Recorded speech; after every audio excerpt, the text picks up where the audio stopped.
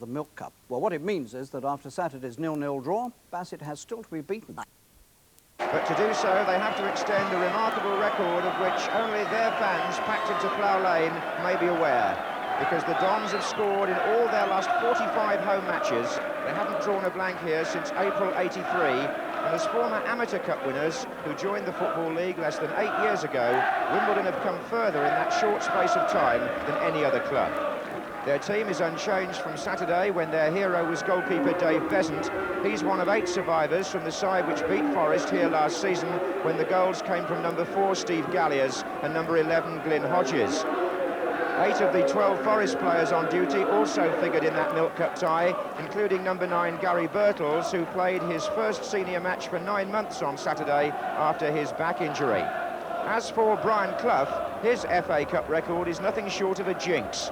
In 30 years as a player and a manager, he's never even got as far as the semi-final in this competition.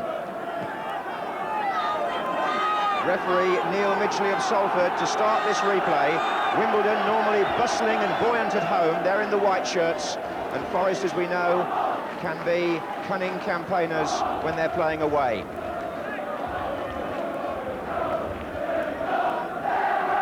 That was Cork, and now Evans trying to play it on for Fishenden, and Hodges in the centre, and a corner.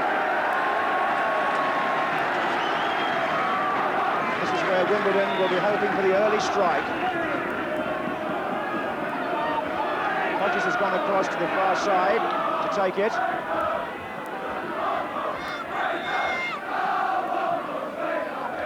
And Seggers looked confident.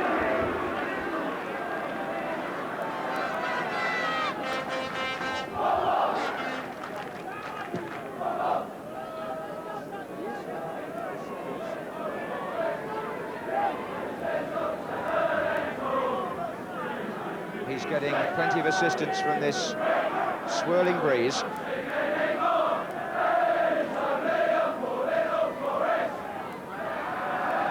That was Swain. And now Davenport.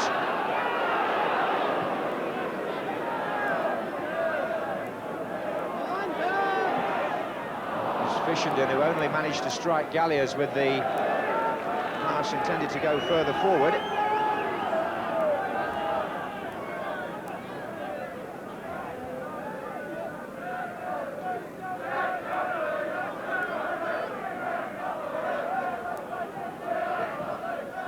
Forest, who won away in the last round in a replay at Newcastle after extra time, so they've been over the course in that sense before already in this season's competition.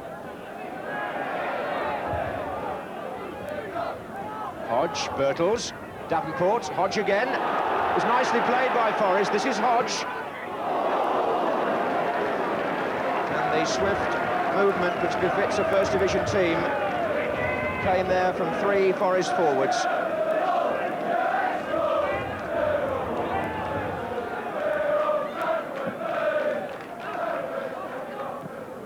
And Ian Bowyer grappling there with Galliers. Sanchez now for Wimbledon, looking for Hodges, but McAnally with the header. Now Wigley.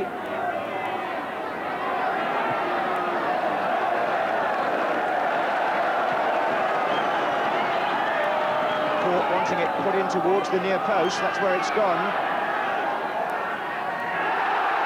Winterburn. Evans trying to turn, he did! And it's a goal!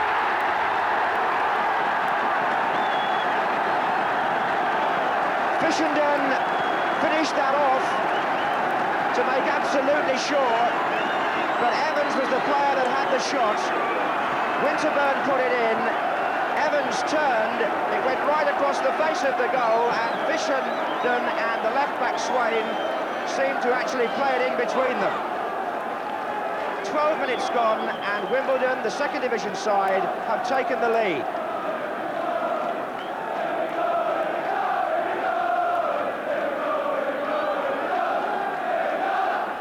Forest find themselves coming from behind on this tight little ground.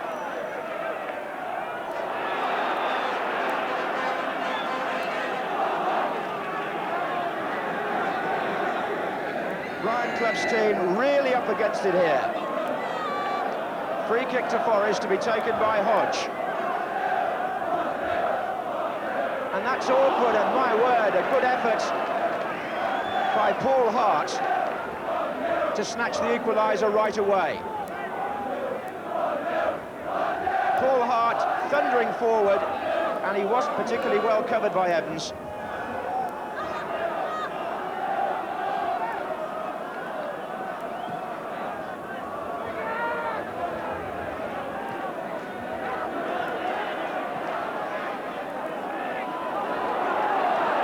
This is Winterburn.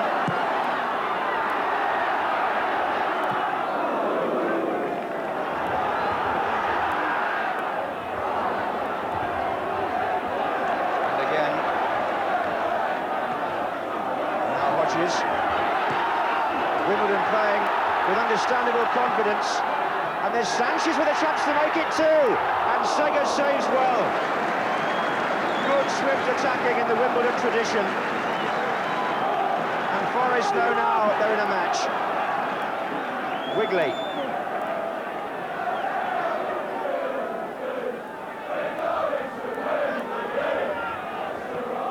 Played right across, Hodges over on the far side.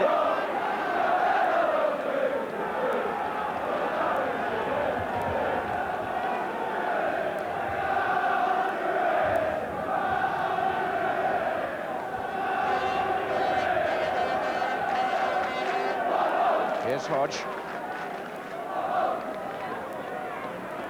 Trying to go round the outside of Gage, and Forest get a free kick. Ian Bowyer, the Forest captain, receiving attention. They wouldn't want to lose him at this critical stage in the evening.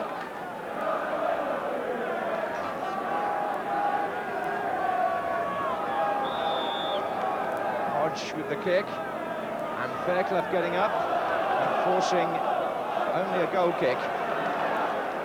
So on comes Colin Walsh, and what a blow for Forest to lose Bowyer so early in the match. Well, the cup scene has moved now to southwest London after all the drama at York on Saturday. Winterburn needs to go right really for Wimbledon, because they had players to spare on the other side. And instead, in stoppage time at the end of the first half, they've conceded a free kick. Nethod was bundled over by Hodges, and he's looking for Davenport. But they're watching Davenport so closely. He's got two to beat. Got the cross in. Birtles! Forest's best chance, made out of nothing, really. First by Davenport, and then as he turned against Morris there, Birtles also turned well, but the shot could have been better. Birtles, oh, well played. This is Wigley. Now, Forest have got some players forward here. And Wigley went all the way to the line. Oh, hit the post and was bundled out and driven back. And Nethod couldn't make it. And the really unlucky player was Kenny Swain with that terrific drive. Either Besant or the defender got in the way. Half-time comes with Forest within a whisker of equalising. Because right on the whistle, Wigley here got almost to the dead ball line, and watch for Hodge coming in between the two defenders. He hits the post. They're so lucky there, Wimbledon. So at half-time, they managed to hang on to their lead. The absence of Ian Bowyer means that Steve Hodge has had to adjust his role to accommodate Walsh. And Forest, without their captain, who's so important to them in terms of spirit, and in fact turned their last replay at Newcastle, they've got an even harder task now.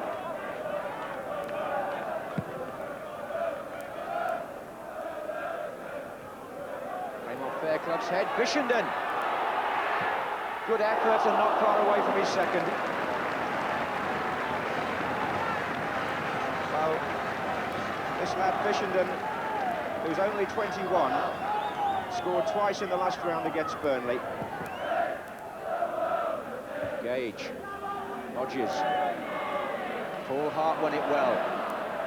Forest looking for something from Wigley here now as the orthodox winger.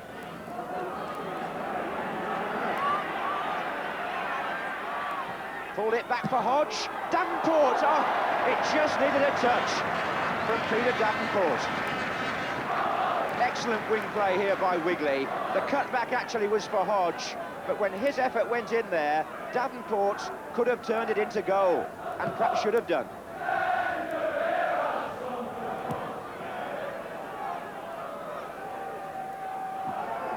It's Cork.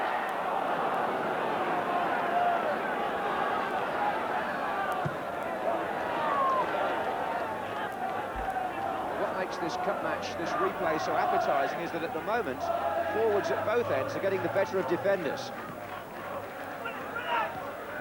Walsh, oh, that's a lovely looking ball to Davenport, and he's in. Here is Davenport, and he can't do it either.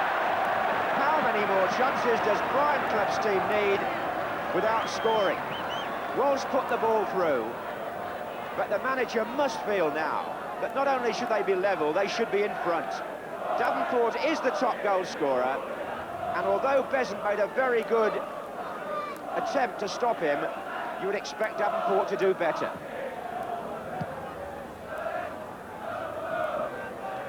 Bouncing a bit, and Evans, oh, and Sega's just doing enough.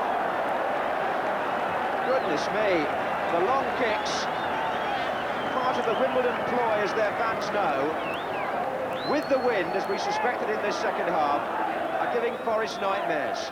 Besant is so good at getting distance, and the opposite goalkeeper was scared into making a last-ditch save.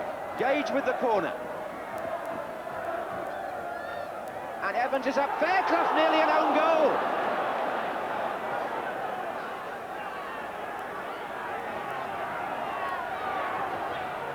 And a shot by Sanchez. Forest break with Gary Birtles. Well run back by Gallius. Little touch inside from Hodges to Sanchez. And he didn't need to shoot there. He had Evans in a wonderful position to his left. But just a moment ago, Fairclough nearly put Wimbledon 2 up inadvertently. It was his back header from the corner by Gage, and he was glad that Steve Hodge was on the line.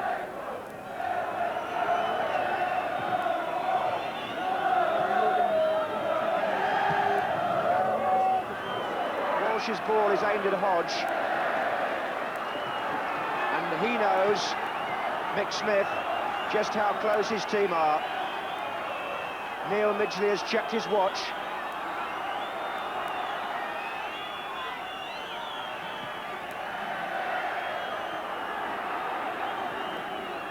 Fairclough to Hodge, and Davenport, this could be their last chance. Davenport goes down, referee says no foul, corner. Forest have got to throw everybody forward and hope there's just enough time to take this corner.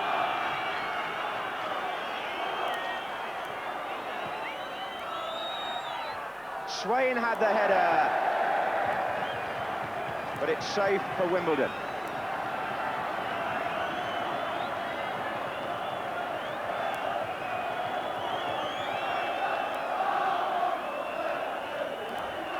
There's going to be a right old knees up here any moment now.